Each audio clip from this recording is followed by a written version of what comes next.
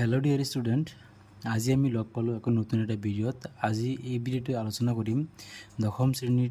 যি গণিত ছাবজেক্ট আছে, গণিত ছাবজেক্টৰ 1.1-ৰ 2 নম্বৰ কুৱেশ্যনটো। ঠিক আছে, তোমালোকৰ আগৰ ক্লাছটো কৈছিলোঁ আমি 1 নম্বৰৰ যিটো মানে 1.1-ৰ 1 নম্বৰৰ 1-ৰ পৰা 6-লৈ মই অংক দিছিলোঁ। আগৰ ভিডিঅ'টো চাই ল'বা তোমালোকে। আজিৰ এই ভিডিঅ'টোত মই 1.1-ৰ 2 নম্বৰ যিটো কুৱেশ্যন আছে, 2 নম্বৰ কুৱেশ্যন যিকেইটা পাৰোঁ মই দি যাম। ঠিক আছে, 2 নম্বৰটো এতিয়া কৰি চাওঁ আমি।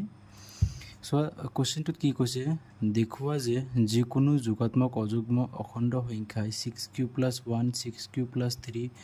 বা 6q + 5 য'ত q এটা কোনো অখণ্ড সংখ্যা, এইটো আমি সমাধান কৰিব লাগে। তোমালোকে এইটো কুৱেশ্যনত কেৱল ট্ৰিক মনত ৰাখিবা। ঠিক আছে, তোমালোকে এনেকৈ 3টা অংক আছে, উদাহৰণৰ অংক আছে 2টা, আৰু এই অনুশীলনী এটা অংক আছে। তোমালোকে এনেকৈ 3টা অংক আছে, 3টা অংকৰ যদি আহে, এই 3টা অংকৰ এটা অংক আহিব। মই 100% দি ক'ব পাৰোঁ, যদি এনেকুৱা ধৰণৰ অংক দিয়ে, এনেকুৱা পেটাৰ্ণ অংক দিয়ে, এই 3টা দিব। তোমালোকে 3টা প্ৰেক্টিছ কৰি যাবা, হৈ যাব। তোমালোকে এটা যদি ভালকৈ প্ৰেক্টিছ কৰি যোৱা, 3টা তুমি লিখিব পাৰিবা, এইটো সহজে লিখিব পাৰিবা। ট্ৰিকটো মনত ৰাখিবা। ঠিক আছে, এতিয়া চোৱা, আমি সলিউশ্যন কৰি লওঁ।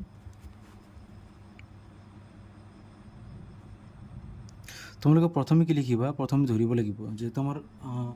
এই মই প্ৰথম ভিডিঅ'ত কৈছিলোঁ যে ইউক্লিডৰ বিভাজন প্ৰমেয়িকাটো তোমালোকে মনত ৰাখিব লাগিব। এইটো অংকত ইউক্লিডৰ বিভাজন প্ৰমেয়িকা লাগিব। ঠিক আছে, তোমালোকে প্ৰথমতে এইবিলাক কুৱেশ্যনত ধৰিব লাগিব যে ধৰা হ'ল এ যিকোনো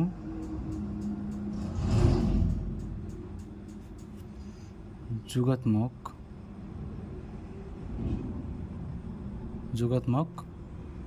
অখণ্ড সংখ্যা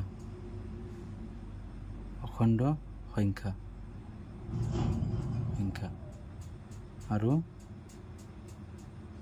বি ইকুৱেল 6। মই অলপ পিছত কৈ আছোঁ বি ইকুৱেল 6 কিলো তেনে ক'ৰ পৰা আনিলোঁ মই।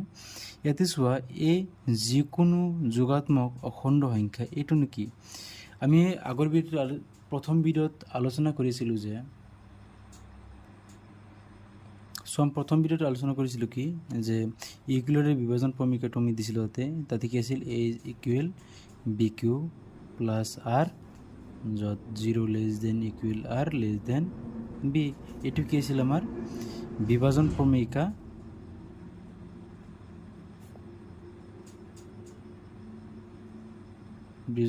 প্ৰমেয়িকা বা কলন বিধি আছিল। ঠিক আছে, এইটো কি আছিল আমাৰ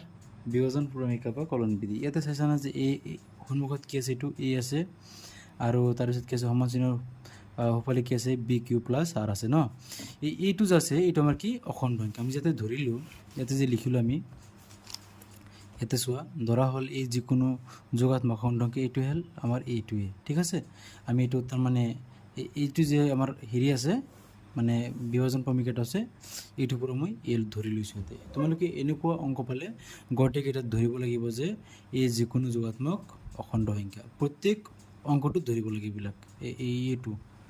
এতিয়া চোৱা, আমাৰ বি ইকুৱেল 6 কেনেকৈ আহিল। ইয়াতে তোমালোকে চোৱা, ইয়াতে কিমানকেইটা আৰ্হি দিছে আমাক, আৰ্হি দিছে কিমান, 6q + 1, 6q + 3, 6q + 5 দিছে। চোৱাচোন, ইয়াতে এটা বস্তু তোমালোকে কমন পাই আছে, ইয়াতে কিউৰ মান যিহেতু নাই, কিউ কমাক কি তলক হিচাপে ৰাখি দিছে। ইয়াতে কিউৰ মান আমাৰ নহয়, ইয়াতে কি কিউটো হ'ল এটা কোনো অখণ্ড সংখ্যা দিছে ইয়াতে। কিন্তু ইয়াতে চোৱা, যিটো আমাৰ বিৰ মান আহে, মানে আমি কেনেকৈ বিৰ মানটো আনিম, চোৱা ইয়াতে এইটো পেটাৰ্ণত আছে নহয়, যে b Q plus r, b Q plus r, b Q plus r, এইটো পেটাৰ্ণত আছে নহয়। চোৱাচোন, তেনেহ'লে বিৰ মানটো কিমান ধৰিব পাৰোঁ আমি, 6। ইয়াতে 6 আছে, ইয়াতে 6 আছে, তেনেহ'লে বিৰ মানটো আমি কি ল'ব পাৰোঁ, ইয়াতে 6 ল'ব পাৰোঁ। ঠিক আছে, আৰৰ মানটো আমাৰ বাৰে বাৰে চেঞ্জ হৈ আছে, এইটো চেঞ্জ হৈ আছে কাৰণ এটা আছে কি বিৰ মানটোৰ ওপৰত ডিপেণ্ড কৰিব। চোৱা, যদি আমি এনেকুৱা পালোহেঁতেন সমীকৰণ আৰ্হিবোৰ 2q + 1, 2q + 3 এনেকুৱা পালোহেঁতেন, ইয়াতে বিৰ মান কি হ'লহেঁতেন তোমালোকে নিজে কোৱা। বিৰ মানটো ইয়াতে কি চালোঁ আমি, বি কিউ প্লাছ আৰ। চোৱা, বি কিউ প্লাছ আৰ ইয়াতে বিৰ ঠাইত কি আছে আমাৰ 2 আছে গতিকে বিৰ ঠাইত কি বহাম আমি 2 বহাম আৰু এটা উদাহৰণ লোৱা যদি আমি এনেকুৱা পালোহেঁতেন 3q + 1 3q + 3 এনেকুৱা পালোহেঁতেন তেতিয়া আমি বিৰ মানটো কি ধৰিলোহেঁতেন ইয়াতে বিৰ মানটো ধৰিলোহেঁতেন 3 ঠিক আছে কিন্তু ইয়াতে কি আছে আমাৰ সমীকৰণ কেইটা চোৱা ইয়াতে আছে কিমান 6q + 1 6q + 3 ইয়াতে বিৰ মানটো আমি কিমান ল'ম 6 ল'ম মানে প্ৰথমটো কি বিৰ মান হৈ যাব ঠিক আছে এইটো কনফিউজ নহ'ব তোমালোকে এতেকে ইকুৱেলৰে বিভাজন প্ৰমেয়টো লিখি দিয়া a ইকুৱেল bq + r যত 0 less than equal r less than b হয় ন এইটো আছিল কি আমাৰ ইকুৱেলৰে বিভাজন প্ৰমেয় আছিল কিন্তু আমি ইয়াতে কি কৰিব লাগিব এই ইয়াৰ পৰা কি আমি r মান উলিয়াব লাগিব বিৰ মানটো পালো এতিয়া r মান উলিয়াব লাগে r মান কেনেকৈ উলিয়াবা এতেকে 0 is less than equal r less than এই বিৰ ঠাইত আমি কিমান পাইছো 6 পাইছো এতিয়া বিৰ মানটো বহাই দিয়া ইয়াতে যেহেতু আমি বিৰ মানটো 6 পালো ইয়াৰ পৰা তোমালোকে যদি বেলেগ মান দিয়ে 3q + 1 3q + 3 3q + 5 তুমি বিৰ মানটো 3 ল'বা 2q + 1 2q + 2 3 2q + 5 যদি দিয়ে তোমালোকে কি কৰিবা এতে বিৰ মানটো 2 ল'বা ঠিক আছে এতে চোৱা মই বিৰ মানটো কিমান ল'ম ইয়াতে 6 ল'ম এইখিনি বুজিব পাৰিছা যে বিৰ মানটো মই কৰ পৰা আনিলো বিৰ মানটো আনিলো আমি 6 ৰ পৰা আনিলো b = 6 এটো বহাই দিছো মই কেৱল এইটো বহাইছো ঠিক আছে তে চোৱা এইটো মানে কি বুজাইছে যে 0 ৰ সমান r টো কি হৈছে 0 ৰ সমান অথবা 0 তকৈ ডাঙৰ কিন্তু 6 তকৈ সৰু বুজি পাৰিছা এটো কি 0 less than equal r less than equal r মানে 0 r মানটো কি হ'ব 0 অথবা 0 তকৈ ডাঙৰ কিন্তু লেছ দেন 6 মানে 6 তকৈ সৰু হ'ব কি হ'ব থেকে r কি হ'ব 0 টো হ'ব নহয় 0 টো অবভিয়াসলি হ'ব কিয়নো এতে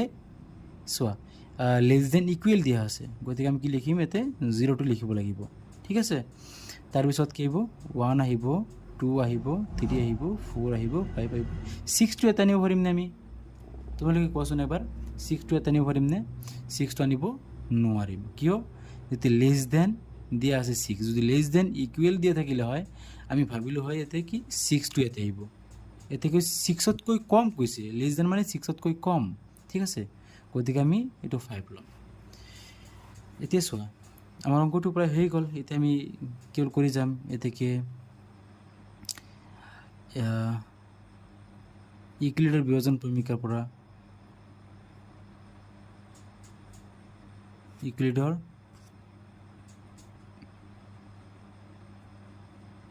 বিভাজন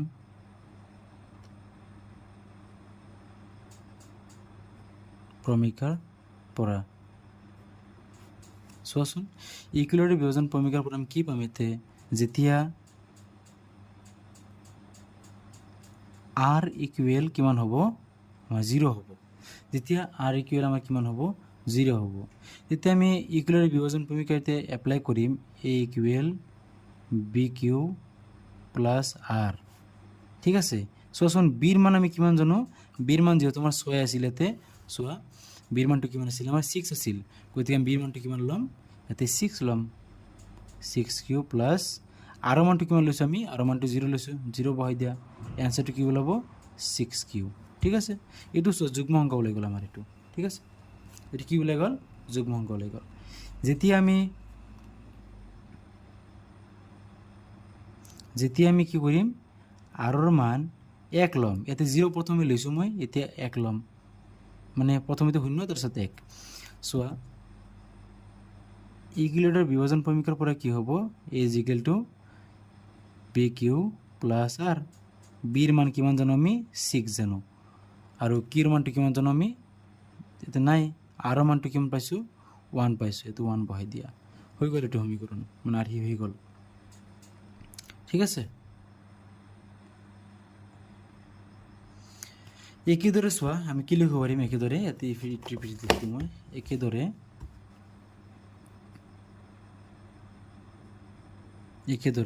আমি r মান কিমান পাইছিলো 5 লৈ পাইছিলো ন আমি r মান 5 লৈ এতে লম গতিকে প্ৰথমতে লিখলো কিমান সোচন আমি 0 আৰু 1 লৈ লিতে 2 আছে 3 আছে 4 আছে 5 আছে গতিকে আমি গোটেই কেইটা লিখি দিম এ ইকুৱেল কিমান ল'ম আমি 6q প্লাছ 2 বা এ ইকুৱেল 6q প্লাছ 3 প্ৰথমতে 0 লৈছিলোঁ তাৰপিছত 1 এতিয়া 2 এতিয়া 3 তাৰপিছত কিমান ল'ম আমি এ ইকুৱেল 6q প্লাছ 4 বা এ ইকুৱেল 6q প্লাছ 5 ঠিক আছে য'ত কিউ এটা অখণ্ড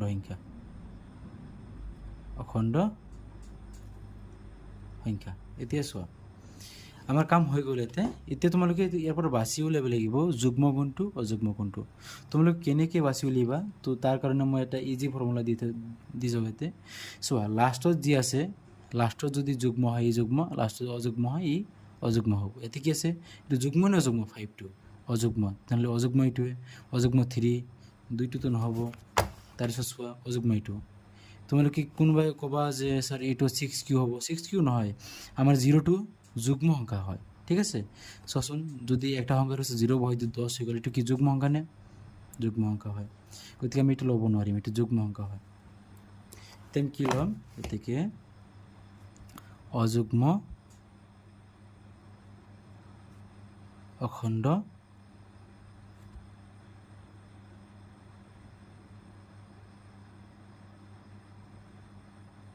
সংখ্যাৰ আৰ্হি কিমান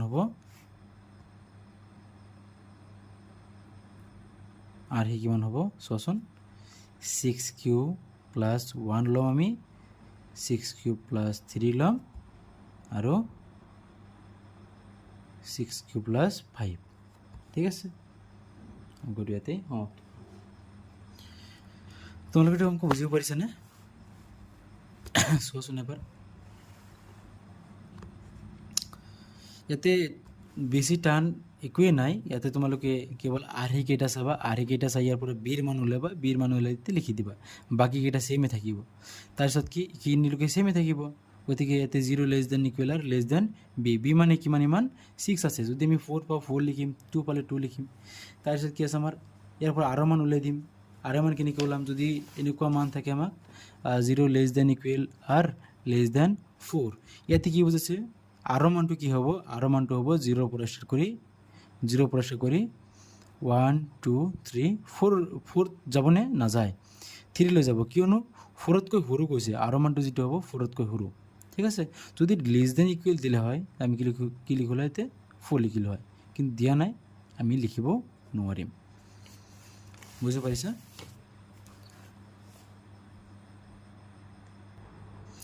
এইটো অনুশীলনীত মানে 1.1ত আৰু কোনো ইম্পৰ্টেণ্ট অংক নাই তোমালোকে 1 নম্বৰ আৰু 2 নম্বৰ অংকটো কৰিবা আৰু উদাহৰণ চাবা উদাহৰণ যিটো আছে মানে এইটোৰ লগত মিল আছে এইটো কৰিবা তোমালোকে ঠিক আছে এটাতে 2q প্লাছ 1 2q প্লাছ 3 দিয়া আছে সেইটো কৰিবা আৰু যিটো 6q প্লাছ 1 4q এটা দিয়া আছে 4q প্লাছ 1 4q প্লাছ 3 যিটো দিয়া আছে সেইটো কৰিবা ঠিক আছে আৰু মই এইটো চাগে নেক্সট ভিডিঅ' লৈ আহিব লাগে মই লৈ আহিম এইটো দুটা চাবা যে কুৱেশ্যন দুটা মই লৈ আহিছোঁ তোমালোকে কাম কৰিবা এইটো ঘৰত প্ৰেক্টিছ কৰিবা যিকেইজনে বুজি পাইছা ঘৰত প্ৰেক্টিছ কৰিবা যিকেইজনে বুজা নাই ভিডিঅ'টো আকৌ চাই ল'বা আৰু নেক্সট মই যি দুটা অংক কৰি দিম এই দুটা অংকত তোমালোকে যদি এইটো বুজা নাই তাতে স্পষ্টকৈ বুজি পাবা কিয়নো ইয়াতে মই ছেম পেটাৰ্ণ অংক কৰি দিম তাতে কি হ'ব মানে কুৱেশ্যনটো বেলেগ থাকিব কিন্তু পেটাৰ্ণটো ছেম পেটাৰ্ণ হ'ব কেৱল দুই এটা মানহে পৰিৱৰ্তন হ'ব বুজি পাৰিছা আজি ভিডিঅ'টো ইমানলৈকে নেক্সট এটা ভিডিঅ'ত লগ পাম তোমালোকৰ লগত